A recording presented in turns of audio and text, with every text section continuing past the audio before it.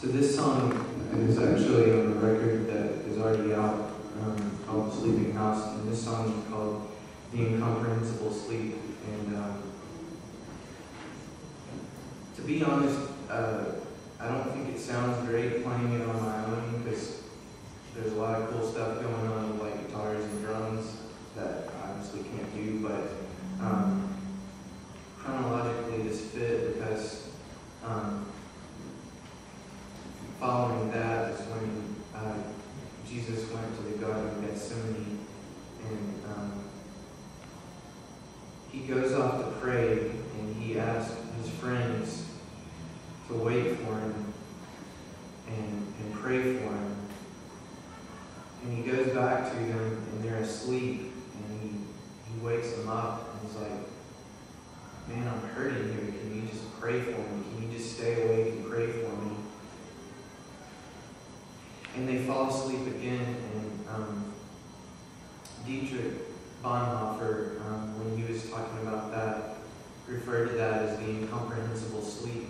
And as I was reading the book that I was reading by Bonhoeffer and thinking about that, I really saw a lot of parallels between those men who were falling asleep and myself and the church.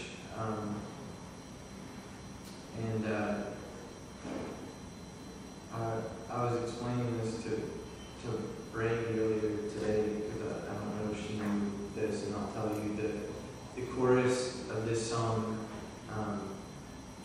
talks about sirens, and the reason that I used that analogy is in Greek mythology, the sirens, I think probably you're familiar with what I'm talking about, but they basically were just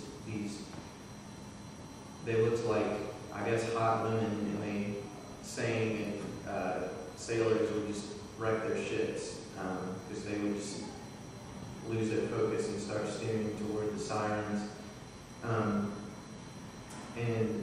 This is Jesus speaking to the disciples, and he says, don't listen to the sirens. Don't you know that I would never lead you astray? And in the Greek mythology, which obviously I'm not trying to be like, hey, some Bible in Greek mythology. It's okay. But just to use the metaphor, what they did to protect themselves against the sirens, they would tie themselves to the mast of the ship so they couldn't do anything stupid, and they would cover their ears with wax so that they couldn't hear the sirens. So we hear that. That's what that refers to. And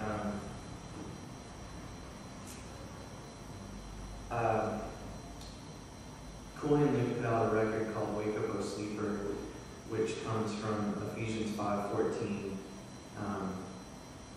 Depending on what version you read, like at the time I was reading the NIV version, and it says, wake up, O sleeper, rise from the dead, and Christ will shine on you. And I actually had written a song based around that we didn't have time to record. And I wanted to record it, but the engineer was like, you ran out of money. And so we didn't get to record it, but I was like, man, that's the name of the record. We have to record this. And so he just turned on a mic and said, we'll just go sing it. And I did, and it sounds dumb, or it doesn't sound that awesome, but I'm about to let you know on a big secret. If any of you have a Wake Up, O Sleeper CD, and you are one of the 5 people who still listens to CDs, I'm one of the other 5. If you start on track 1 and hit rewind, it's actually before the first track. You can hear this.